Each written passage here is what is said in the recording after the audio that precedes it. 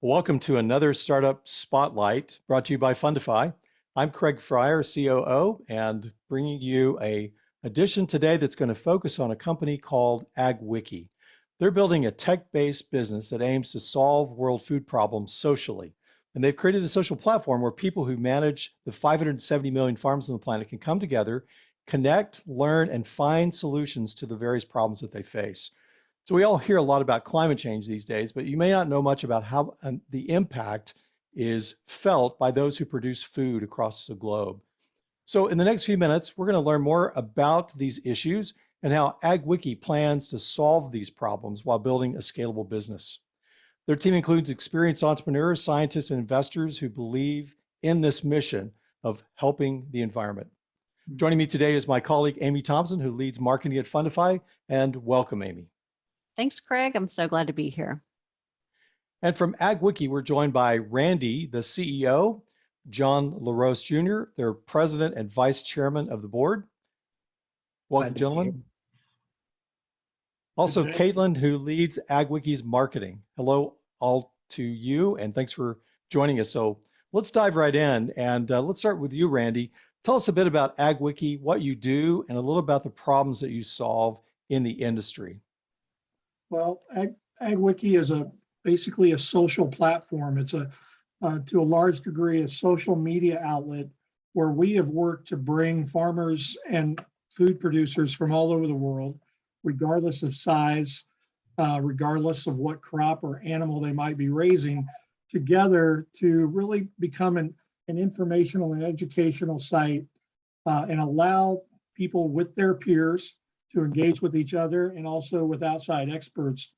So in general, it's an effort to help farmers address some of the hard issues that are facing them today, which are numerous, whether it's climate change or just ongoing environmental factors, and then also a really hyper engaged consumer to a large degree around the world, probably the most in Western Europe and the United States. But one of the challenges that agriculture has to face together is how to communicate and how to talk to consumers and how to help bring them what they're looking for, whether it's the vegan consumer, the consumer that's looking for organic food, or those that are, just simply price sensitive. Farmers need to be able to talk to each other. There's also so much information and expertise that exists in agriculture to address the issues that we have to engage around, particularly say plant disease or livestock health. There's knowledges in parts of the world that just simply that information isn't shared all over the planet, and we want to help do that. So we know bringing agronomists and researchers, dietitians and food experts together with farmers and ranchers and everyone that's growing our food, from a backyard gardener to a large farmer in Brazil or Kansas, we know that those folks need to be able to talk to one another.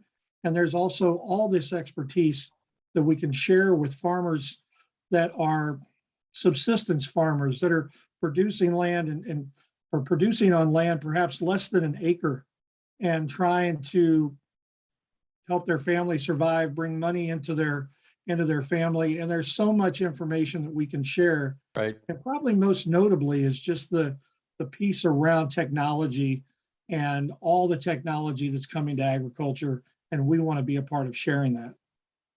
Well, thanks for that background and the overview, Randy. And I think it's fascinating to bring this ecosystem, this milieu together around the topic so they can share information, share ideas. But I want to talk for just a moment about the genesis of the idea. What led you and your team to actually taking action to form a company and the solution and connect these people together? I mean, a lot of people, frankly, are concerned about world food problems, but most don't launch a business around it. So tell us a little bit about the background and how you decided to go forward with this. Craig, let me jump in here. I was walking away from one of the conferences that we put on through the network of agriculture entities that we're involved in. And as I look back at the conference, I thought to myself, if we could bring 750 farmers together to feed this part of the United States, why can't we bring the world of agriculture into one place and feed the world? or help educate the world. And I definitely believe that it's through the education that we will grow the tools that are shared within AgWiki, and the future of agriculture really relies on agriculture being shared with that subsistence farmer in Africa, with the farmer in Kansas, with the farmer in Ukraine, India. And Randy touched on that a little bit.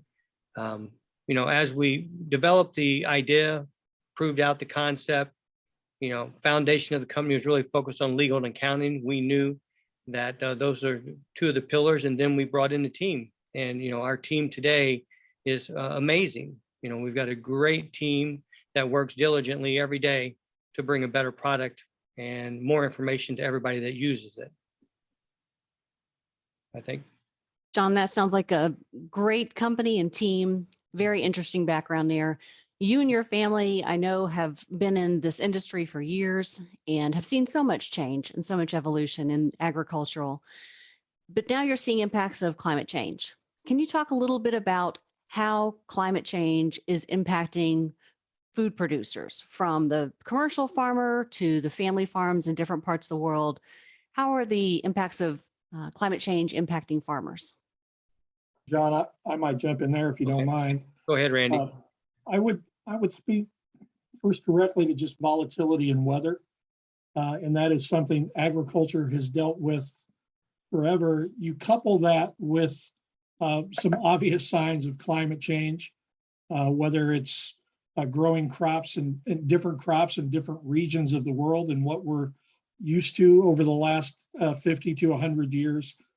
There are some sure signs of the impact and the adjustments that agriculturalists are making that could lead to all sorts of things. It could be putting cropland back into rangeland, back into natural prairie, and it could be just the opposite, that there's parts of the world that will come out of rangeland and perhaps become cropland. The farmers that farm today haven't done much of that. That was done by our ancestors, and there's a lot to learn and a lot of information to share about all of that.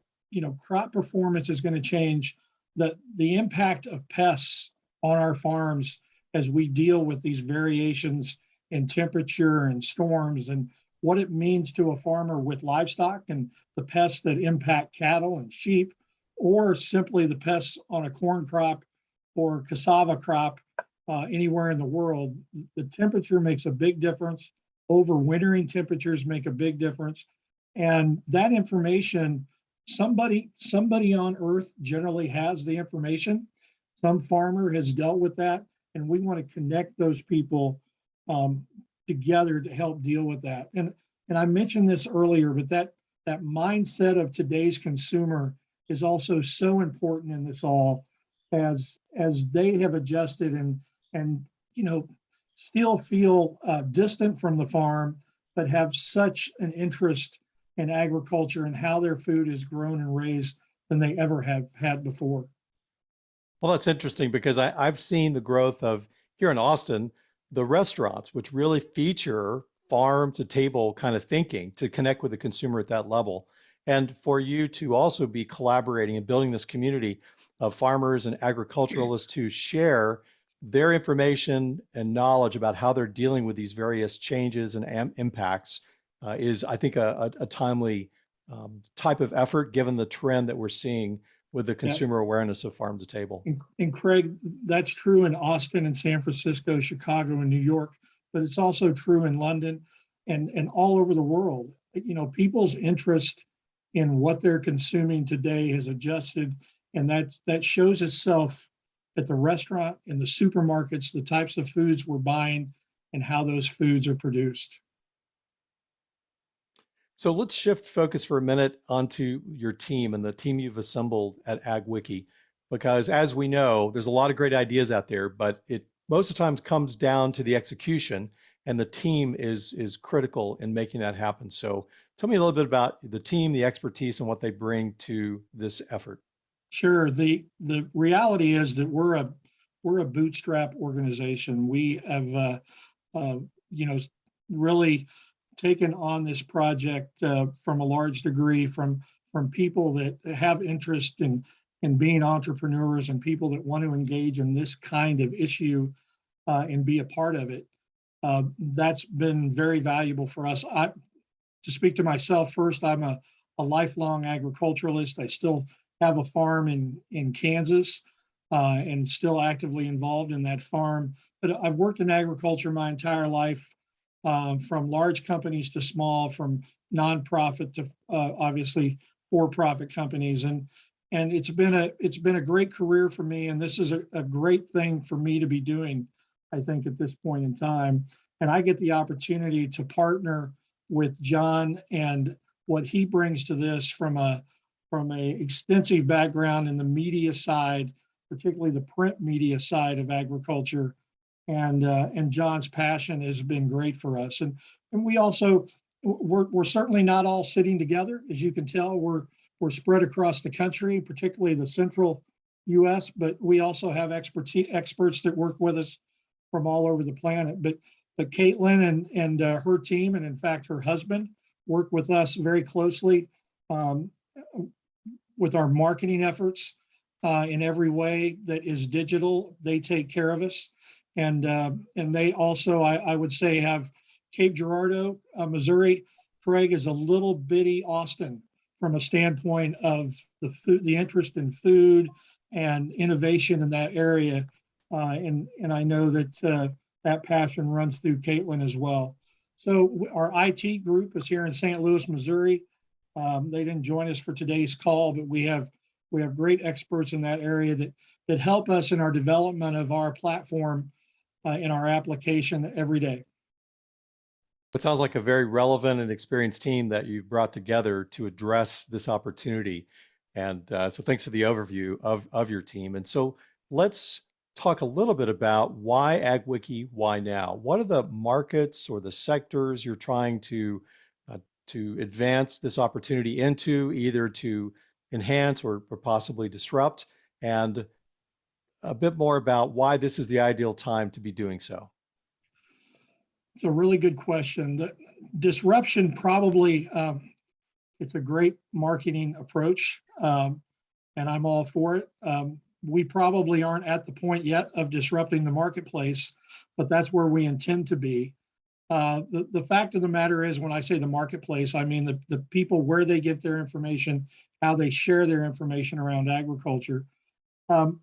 There is so much investment coming into the food tech arena right now, from folks, from venture capitalists. The money's there that folks are centering on food technology is of great interest. I think it's a blue sky out there that you have to pay attention to. But generally speaking, our competition that I think maybe Caitlin will talk about in a minute isn't fierce in this space. There isn't a bunch of food experts and farm experts that are out trying to do what we're trying to do in this area. And so I'm excited about it from that aspect. There simply is space for what AgWiki has to offer. There's interest in what we have to offer, and interest from users and from people that are interested in becoming a part of the organization as an expert. That's interesting, Randy. So you mentioned some competition. Sounds like a great space to be in. Who do you see as your competition, and how are you differentiating from them? Yeah, I can actually jump in on that one. And like Randy was saying, there really aren't any global competitors that are doing what we're doing, at least in the specific way that we are doing it. I mean, sure, there's social platforms like Facebook and LinkedIn, and yes, they do provide some, similar functionality and features. Like you've got the ag groups, which you guys may be a part of on Facebook or LinkedIn, and they may be in like a certain niche, or maybe it's general farming topics, but they simply don't offer the curated ag space that AgWiki does. And none of these social networks are ag specific, right? And that's the key. They have all kinds of other noise and distractions. And, 1 minute you're reading about ag, and then the next minute you've somehow wound up on your mom's sister's friend's wedding pictures, right? I mean, it's just everything on these platforms. And another thing is that you really can't just go on there and filter your news feed. You can't filter your news feed on Facebook or LinkedIn to be ag specific, right? Or certainly not in a way that's getting really granular. And you're not able to filter your feed and things to see things that you specifically are interested in within ag, like corn or rice or wheat or something, kind of hyper targeted like that. And AgWiki really has everything all in one place, and it ties social interaction and that community feel with ag news and education. It's just all in this one single platform, and that's something that we feel that no one else is really doing. So every space has competition, right? And if it didn't, it might not be a space worth creating a business in. But we just have more indirect competition, like these other social media platforms or news websites. But again, just not really any direct competitors doing what we do. Yeah, thanks for that description. I do think your point's well made. If there's nobody doing it, then you might ask yourself, well, why not? But ag Right. tech, to your comments, Randy, is very on trend. There's a lot of money flowing into ag tech, and I've seen point projects happening in different parts of the world trying to facilitate improvements and sharing and so forth. But I think there is a big opportunity here. So talk to me a little bit. You talk about the social engagement and of these communities of interest and how to build this information base and to empower. How do you make money doing that? So what's the business model and what does that represent in terms of Sure. AgWiki's? Well, it's probably worth mentioning that we're certainly in a pre-revenue situation now. But from a standpoint of what that model looks like, we need to grow users. That's one of the aspects of our near-term goals, is to continue to develop the platform itself and grow users, bring in advertisers, which is directly associated to the users on the site. But that's a key interest for us. So advertising, user fees that will be very manageable for agriculture and will differentiate around the globe. And that's not uncommon for a social platform like ours. But we're not going to create the advertising revenue that a Facebook does on a per user basis. That's never been our goal. Our goal is to bring advertisers in, again, that match up with what the user's interests are. And there's so many people in agriculture with new products. There's so many discussions ongoing around things like vertical farming and new ways that livestock are being produced, whether it's chickens or pork.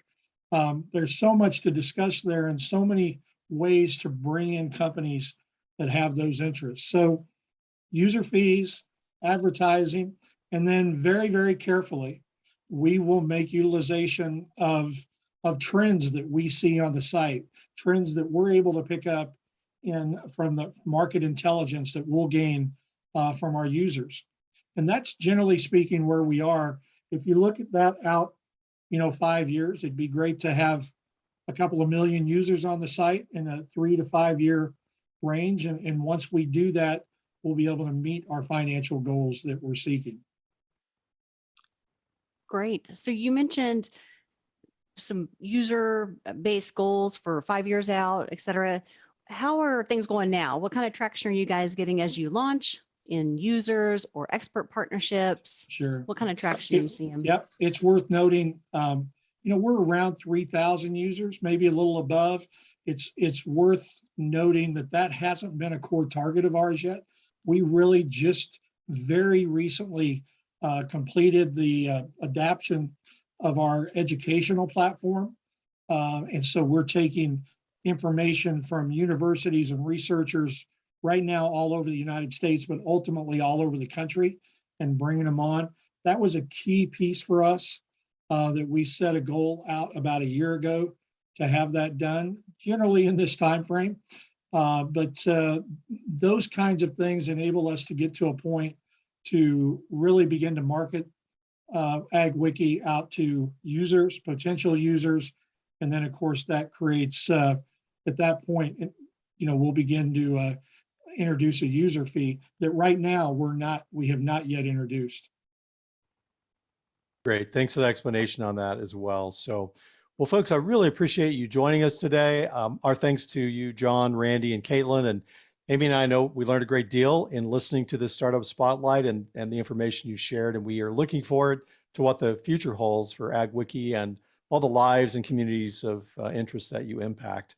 And for those who are watching, if you'd like to find out more about this opportunity and the crowdfunding campaign that AgWiki is conducting, you can check out their funding campaign on Fundify. If you have questions for the team that you've heard from today, please post them in the discussion board that's available on their offering page. And you can find a link if you scan the QR code or follow this link.